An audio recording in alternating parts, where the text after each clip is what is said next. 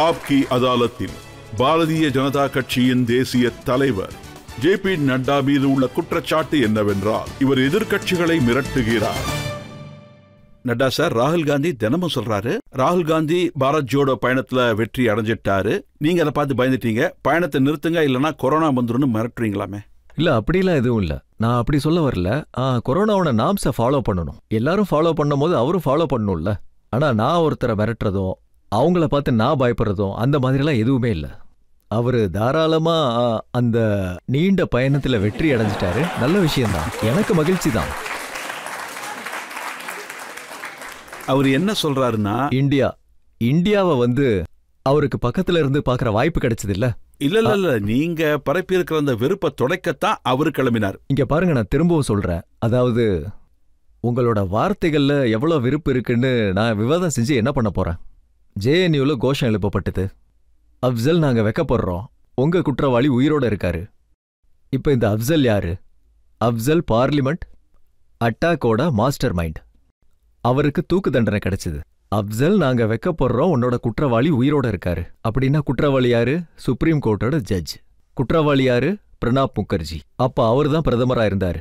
அவர் தான் அந்த தூக்கு தண்டனையை சரின்னு சொன்னாரு. அப்ப அவரு குற்றவாளி ஆயிட்டாரு. அப்ப ராகுல் காந்தி நெக்ஸ்ட் டே ஜேஎன்யூ போறாரு. அங்க என்ன கோஷங்கள் எழுப்பப்படுது? இந்தியா துண்டு துண்டாக உடைக்கப்படும், இன்ஷா அல்லா இன்ஷா அல்லா, இந்த மாதிரி கோஷங்கள் எழுப்பப்படுது. இதோட நீங்க நிக்கிறீங்க. உங்களோட அந்த ஊரை சேர்ந்த ஒரு நபர் ஜேஎன்யூட ப்ராடக்ட் அந்த டைம்ல அந்த கேஸ்லயும் சம்பந்தப்பட்டிருந்தார். அவரும் உங்க கூட யாத்திரைக்கு வந்தாரு. இது ஒற்ற யாத்திரையா இல்ல உடைக்கிற யாத்திரையா?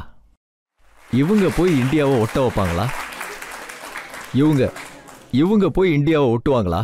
இதுவரைக்கும் அவங்க மன்னிப்பு கூட கேட்கல. இப்பவும் சொல்லுவாங்க, yes I did not know, அதாவது நாங்க தப்பான ஆளுங்க கூட ஆதரவுல இருந்தோன்னு, நாங்க அதுக்காக மன்னிப்பு கேட்கிறோன்னு. நாட்டுல மன்னிப்பு கேட்கணும்ல. ஆனா இது ஒட்ட வைக்கிற யாத்திரை இல்ல, உடைக்கிற யாத்திரை தான். அவர் சொல்றாரு, கடந்த 8 வருஷமா மோடி செஞ்ச தவறுகள்னால நான் அன்புன்னு கடையை திறக்க கிளம்பியிருக்கேன்னு சொல்றாரு. அன்புங்கிறது எப்பயும் எந்த கடையிலையும் கிடைக்காது. அன்புங்கிறது ஒரு ஆட்டிடியூட், அன்புங்கிறது ஒரு எண்ணம். அந்த எண்ணத்தை நாங்க கடைபிடிக்கிறோம். எல்லாரோட ஆதரவு, எல்லாரோட நம்பிக்கை, எல்லாரோட வளர்ச்சி, அதை நாங்க கடைபிடிக்கிறோம். இதுதான் எங்களோட தாரக மந்திரம். அதை நாங்க எப்பயும் ஃபாலோ பண்றோம். நாங்க தான் சார் அன்பு காட்டுறோம். எல்லாரையும் கூட்டிட்டு நாங்க தானே போறோம். நட்டா சார், அவர் என்ன சொல்றாருன்னா, எப்ப தேர்தல் வந்தாலும் நீங்க எல்லார் பின்னாடியும் இடி சிபிஐ அனுப்பி வச்சிடுறீங்களா? இடியும் சிபிஐயும் உங்ககிட்ட நாங்க பாத்துக்கிறோம், நீங்க கவலைப்படாதீங்கன்னு சொல்றாங்களா? பாருங்க, நான் உங்களுக்கு ஒரு விஷயம் சொல்றேன்.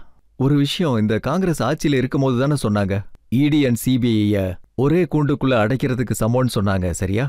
இவங்களோட எண்ணம் எப்படி இருக்கோ அந்த மாதிரி தான் கண்ணுக்கும் தெரியும். அதனால தான் அந்த மாதிரி ஆக்டிவிட்டிஸ் பண்றாங்க. அவங்க இண்டிபெண்டன்ட் ஏஜென்சிஸ் தானே. இந்த இண்டிபெண்டன்ட் ஏஜென்சிஸ் வேலை பாக்குறாங்க. ஆனா ஒரு விஷயம் நான் சொல்றேன், எலெக்ஷன்றது எப்பவும் வந்துகிட்டே தான் இருக்கும். அதுக்காக சிபிஐ அண்ட் இடி அவங்களோட வேலையை நிறுத்திக்கிட்டு இருக்கணுமா? அவங்க வேலையை அவங்க பாப்பாங்க. ஆனா நீங்க சொல்லுங்க, ஒருவேளை சிபிஐயோ அல்லது இடியோ ஏதாவது கேஸ் போட்டா அந்த கேஸ்ல கோர்ட்ல இவங்களுக்கு ஏன் பெயில் கிடைக்கிறது இல்ல? இவங்க கோர்ட்டுக்கு ஏன் போக மறுக்கிறாங்க? இப்ப நாங்க கோர்ட்டையும் மேனேஜ் பண்றோம்னு தயவு செய்து சொல்லிடாதீங்க. அதாவது கோர்ட்ல இவங்களுக்கு ஏன் பெயில் கிடைக்கிறது? அந்த மாதிரி நான் சொல்லல, ஆனா சோனியா காந்தி சொல்லிருக்காங்க, அந்த மாதிரி பார்லிமெண்ட்லயும் சொல்லிருக்காங்க. நான் அதை தான் சொல்றேன். இவங்கெல்லாம் இந்த மாதிரி தான் பேசுறாங்க. அதாவது 2 பேரும் அம்மா புள்ள பெயில்ல இருக்காங்களா இல்லையா? நேஷனல் ஹெரால்ட் கேஸ்ல பேசிக் விஷயங்கள்ல கிரைம் ஆஃப் கேஸ் ஆகுதா இல்லையா? கேஸ் நடக்குதா இல்லையா? இன்னொன்னு பாத்தீங்கன்னா, ஒருவேளை தேர்தல் நேரத்துல ஒரு வாசன திரவ வியாபாரி கனோஜ்ல பிடிபடுறான். அவங்கிட்ட என்னெல்லாம் பறிமுதல் ஆச்சுன்னு உங்களுக்கே நல்லா தெரியும். அப்படி இருக்கும்போது இடிசிபிஐ வேலை செய்யக்கூடாதா என்ன? அதே மாதிரி பாத்தீங்கன்னா, வெஸ்ட் பெங்கால்ல ஒரு அமைச்சருக்கு நெருக்கமானவங்கள்ட்ட இருந்து என்னெல்லாம் வெளியே வந்தது அதையும் நீங்க நல்லா பார்த்திருப்பீங்க. அதே மாதிரி மற்ற இடங்கள்ல பாத்தீங்கன்னா, ஜார்க்கண்ட்ல ஒரு ஆபீசர் வீட்ல இருந்து, லேடி ஆபீசர் வீட்ல இருந்து என்னெல்லாம் பறிமுதலாச்சு அதையும் நீங்க பாத்தீங்கல்ல. இந்த மாதிரி ஒருத்தர் ஊழல் செஞ்சுக்கிட்டு இருந்தா நாங்க தேர்தல்ல நிக்கிறோன்றதுக்காக நாங்க கைய வைக்க கூடாதுன்னா எப்படி? அப்படிலாம் நடக்காது. யாரு நேர்மையற்ற செயல்ல ஈடுபட்டாலும் கண்டிப்பா நடவடிக்கை எடுக்கப்படும், ஆக்ஷன் எடுப்பாங்க. பிரதமர் மோடி செங்கோட்டையில சொல்லியிருக்காரு, ஊழலை என்னால பொறுத்துக்கவே முடியாது, ஊழல் நடக்க நான் விடமாட்டேன், அதுல கண்டிப்பா எங்களோட அடி உங்களுக்கு விழதா செய்யும், நீங்க ஊழல்வாதியா இருந்தா கண்டிப்பா கேஸ் போடப்படும். நட்டா சார், எந்த ஒரு கேஸா இருந்தாலும் அப்படி அவங்க சொல்றது ஊழல் கேசஸ் இங்க பாருங்க, நான் சொல்றேன். சத்யேந்தர் ஜெயின் இவ்வளவு நாளா ஜெயில்ல இருக்காரு. அவர் ஏன் ஜெயில்ல இருக்காரு? ஏன் அவரோட அப்ளிகேஷன்ஸ் ரிஜெக்ட் ஆயிட்டே போகுது?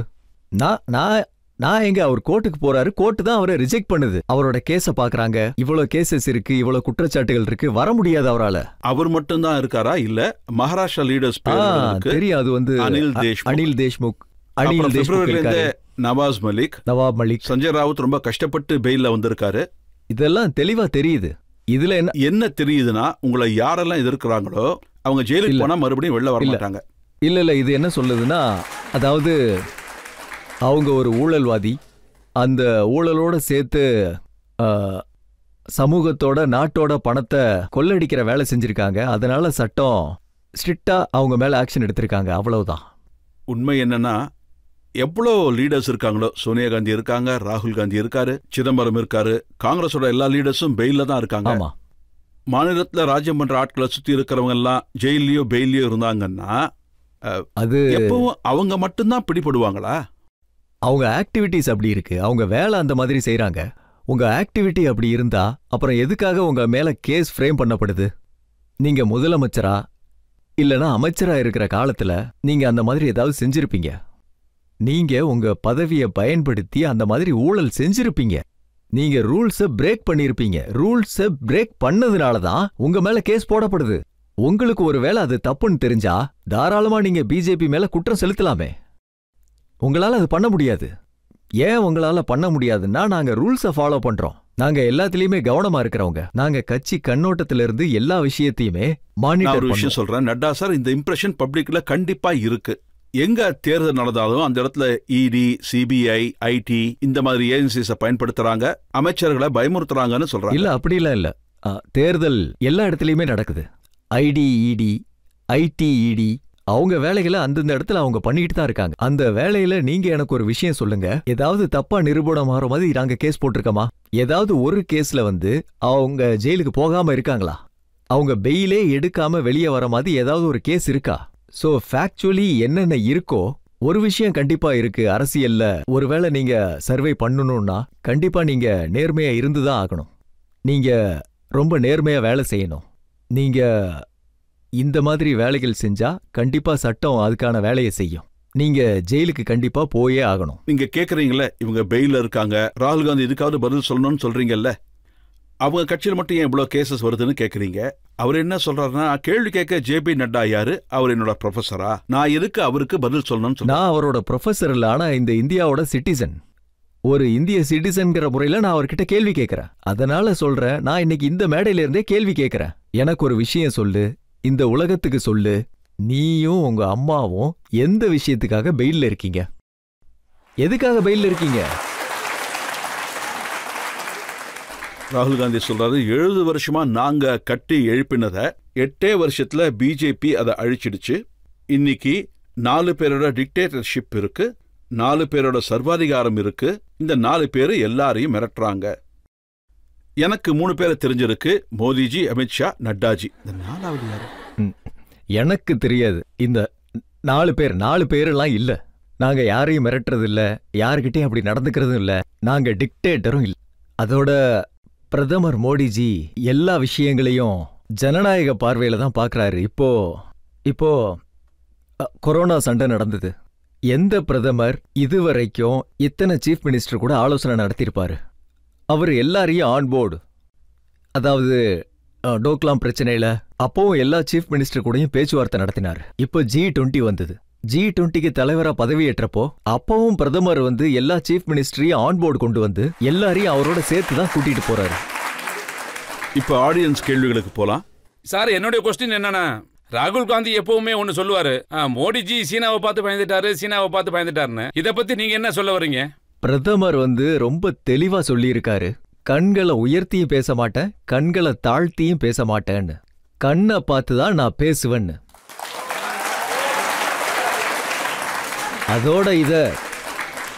அதோட இத லெட்டர் அண்ட் ஸ்பிரிண்ட்ல பிரதமர் மோடி இதை இம்ப்ளிமெண்ட் பண்ணியிருக்காரு. வீடியோஸும் பார்த்திருப்பீங்க, மத்தவங்களும் பார்த்திருப்பாங்க. ஒரு பொறுப்பான அரசியல் கட்சி தலைவரா சர்வதேச விவகாரங்கள்ல நம்ம பேச்சுக்கு வந்து உத்தரவாதம் கொடுக்கறது ரொம்ப முக்கியம். அதை கவனமா பார்த்து. ராகுல் காந்தி என்ன சொன்னார்னு எக்ஸாக்டா நான் உங்களுக்கு சொல்றேன். சைனாவை பார்த்து பயப்படுறாங்க, மக்கள்கிட்ட உண்மையை மறைக்கிறாங்க, அவங்க இமேஜை மட்டும் காப்பாத்திக்கிறாங்க, ராணுவத்தோட மன உறுதியை குலைக்கிறாங்க. ராணுவத்தோட மன உறுதியை பாத்தீங்கன்னா ராகுல் காந்தி தான் குறைச்சாரு. சர்ஜிக்கல் ஸ்ட்ரைக்ல யார் கேள்வி கேட்டா? பாலாகோட் ஆபரேஷன்ல யார் கேள்வி கேட்டாங்க? அவர் என்ன வார்த்தைகள் சொன்னாரு? நம்ம ராணுவம் காட்டி கொடுக்கப்பட்டது. இந்த வார்த்தைகளை யார் பயன்படுத்துறது? ராணுவத்தோட மன உறுதியை யார் குறைக்கிறது? ராணுவத்து மேல மோசமான உணர்வை யார் வச்சிருக்கிறது?